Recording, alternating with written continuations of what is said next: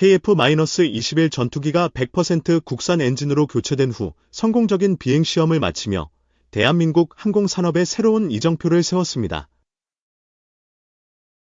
한국항공우주산업, KI, 은 KF-21의 양산 조립이 순조롭게 진행되고 있으며 국내 개발 엔진을 탑재한 최초의 비행 시험이 성공적으로 수행되었다고 발표했습니다. 이로 인해 KF-21은 세계 방산 시장에서 더욱 강력한 경쟁력을 확보하게 되었으며 유럽과 중동 국가들의 관심이 더욱 집중되고 있습니다. 프랑스 군사 전문지 메타 디펜스 프랑스는 KF-21의 성공적인 양산과 국산 엔진 개발 소식을 전하며 유럽 전투기 제조업체들이 긴장하고 있다고 보도했습니다. KF-21은 4.5세대 전투기로 부분적인 스텔스 기능을 갖추고 있으며 프랑스의 라팔, 유로파이터 타이푼, 미국의 F-16 및 F-15EX와 직접 경쟁할 수 있는 성능을 보유하고 있습니다. 현재 KF-21의 가격은 대당 약 1,000억 원 수준으로 1,500억 원 이상인 라팔과 유로파이터보다 훨씬 경제적인 선택지로 평가받고 있습니다. 특히 한국항공우주산업은 첨단 자동화 설비를 적극 도입해 생산 비용을 절감하고 있으며 양산이 본격화되면 KF-21의 가격 경쟁력은 더욱 강화될 전망입니다. 프랑스 군사 전문지는 KF-21이 검증된 기술을 기반으로 높은 확장성을 갖추고 있으며 향후 5세대 전투기로 발전할 가능성이 높다고 분석했습니다. 중동 국가들은 KF-21의 성능에 큰 관심을 보이며 한국과의 협력을 강화하고 있습니다. 사우디아라비아는 한국과의 6세대 전투기 공동 개발을 희망하며 KF-21 도입 협상을 본격적으로 진행 중입니다. 특히 사우디 협상단은 KF-21의 성능에 만족하며 초기 도입 조건을 제시한 것으로 알려졌으며 이는 중동 시장에서 한국산 전투기의 영향력이 더욱 확대될 가능성을 보여줍니다. 방위사업청은 KF-21 사업이 한국 경제에 미치는 효과가 상당히 크다고 평가하며 KF-21의 수출 유발 효과가 최소 24조 원에 이를 것으로 전망했습니다. KF-21이 양산되면서 한국 항공우주산업과 협력업체들은 약 12,000개의 신규 일자리를 창출했으며 사업이 완료될 때까지 약 12만 명의 취업 유발 효과가 기대됩니다. 폴란드와 사우디아라비아뿐만 아니라 아랍에미리트, 스위스, 브라질, 멕시코, 필리핀 등도 KF-21 도입을 고려하고 있으며 해외 수출 가능성이 더욱 커지고 있습니다. 특히 KF-21은 미국의 F-35와 같은 플랫폼으로 발전할 가능성이 높으며 4.5세대 전투기로서의 높은 성능과 가성비를 갖춘 모델로 평가받고 있습니다.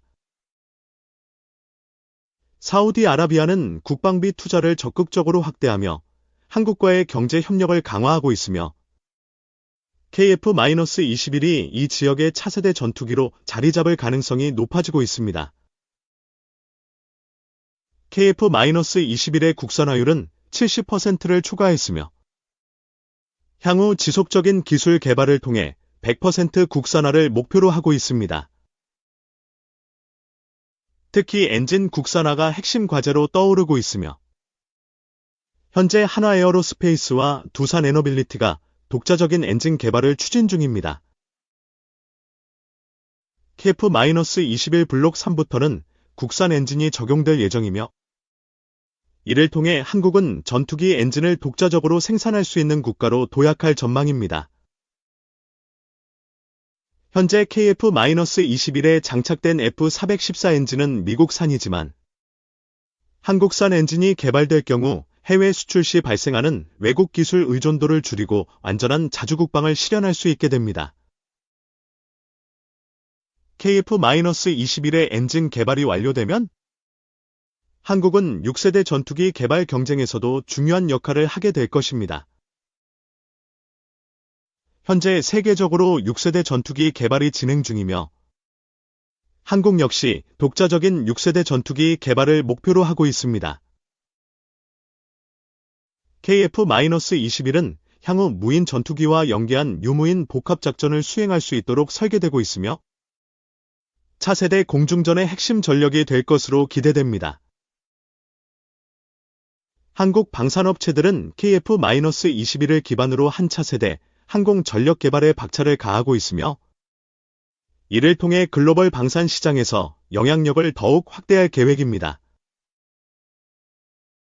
이번 국산 엔진 장착 비행시험의 성공은 대한민국 항공우주산업의 기술력을 세계적으로 인정받는 계기가 되었으며 향후 KF-21이 글로벌 시장에서 얼마나 큰 성과를 거둘지 주목됩니다.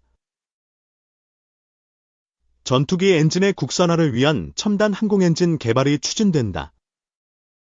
선진국과의 기술 격차를 줄일 인공지능, 유무인 복합, 양자첨단 소재, 에너지 분야 투자도 늘어난다. 방위사업청은 21일 과천청사에서 25대 1차 첨단기술사업관리위원회, 이하위원회를 열고 2025년도 미래도전 국방기술 사업 추진계획을 확정하고 첨단 항공엔진 개발계획, 안을 심의했다고 밝혔다. 첨단 항공엔진 개발 기본계획, 안은 16,000lbf, 엔진 출력 단위, 급 첨단 항공엔진 개발을 목표로 한다.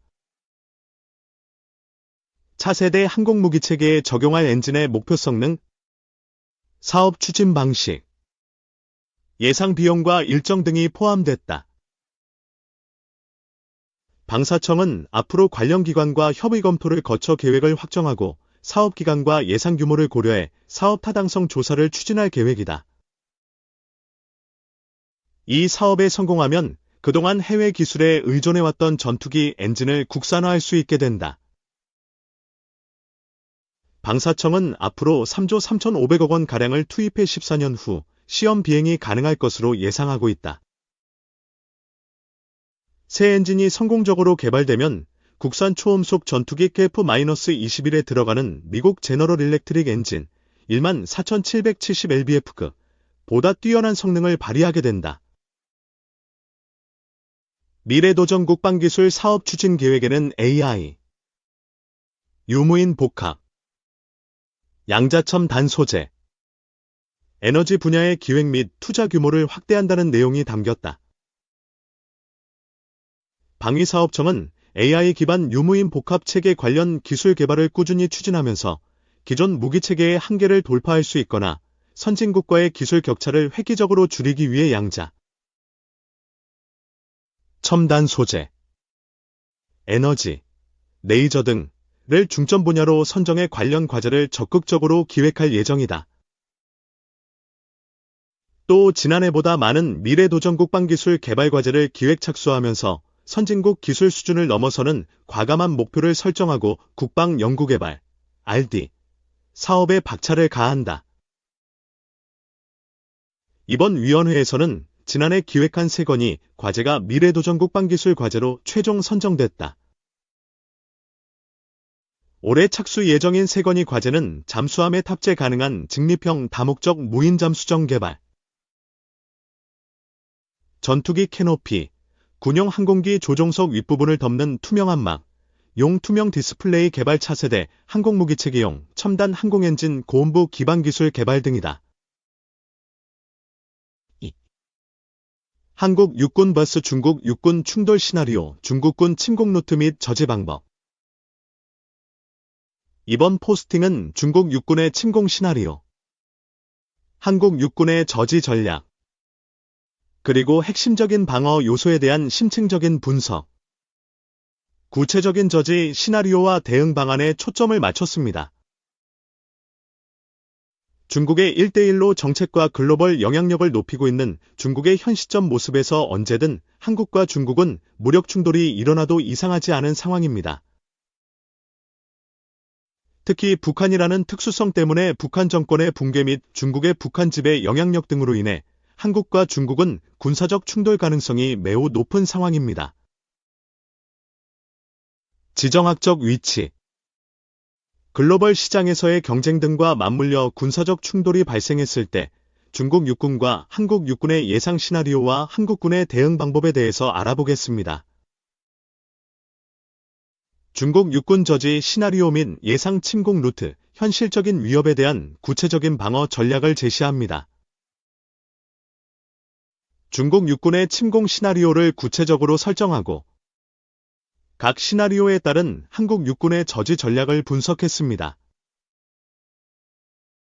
중국 육군의 침공 가능성을 다양한 각도에서 분석하고 현실적인 침공 시나리오와 예상 루트 및 국가 안보에 대한 심층적인 논의를 이끌어내는 것을 목표로 합니다. 1. 서해안 상륙 시나리오. 예상 시나리오.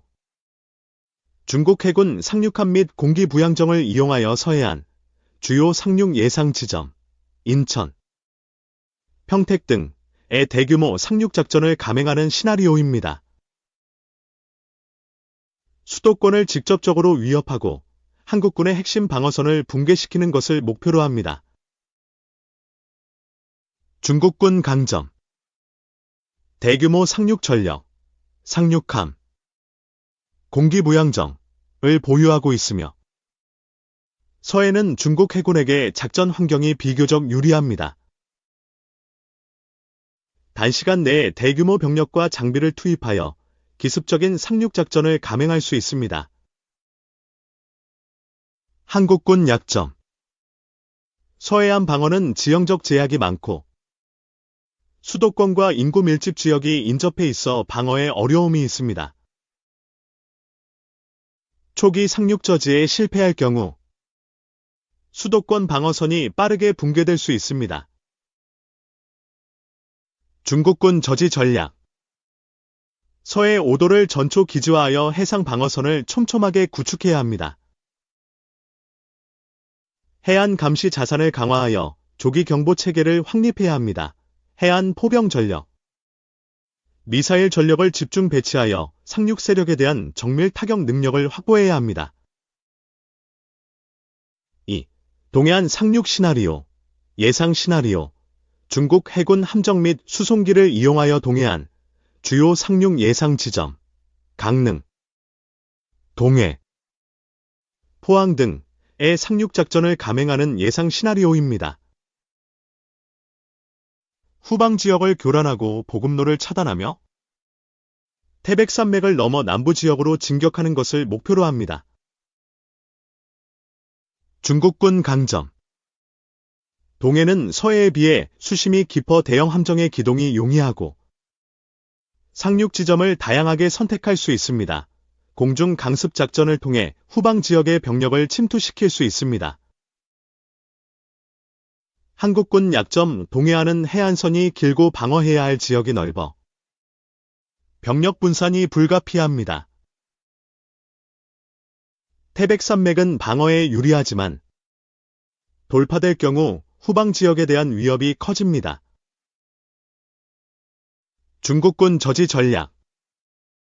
해군 함정 및 해상 초계기를 이용하여 해상 감시를 강화 및 동해안 해안 방어 부대를 증강해야 합니다.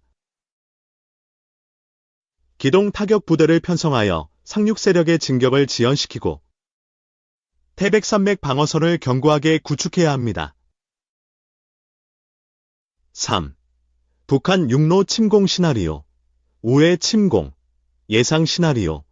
중국이 북한과 군사 동맹을 강화하고 북한을 경유하여 육로로 한국을 침공하는 예상 시나리오입니다.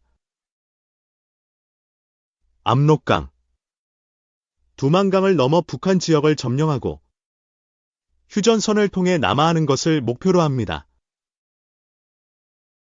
중국군 강점. 육로를 이용한 침공은 대규모 병력과 장비를 신속하게 투입할 수 있으며 보급이 용이합니다. 북한과의 협력을 통해 한국군의 방어선을 우회할 수 있습니다. 한국군 약점. 휴전선은 견고한 방어선이지만 북한 지역을 경유한 우회 침공은 예상치 못한 위협이 될 수 있습니다. 북한의 군사 협력 가능성을 배제할 수 없으며 휴전선 방어에만 집중할 경우 허를 찔릴 수 있습니다. 중국군 저지 전략, 휴전선 방어를 강화하는 동시에 북한 지역에 대한 정보 감시 자산을 강화해야 합니다. 한미 연합정보작전을 통해 중국-북한 군사 협력 동향을 면밀히 감시해야 합니다. 유사시 북한 지역에 대한 선제 타격 여부도 고려해야 합니다. 한국 육군의 중국군 저지 전략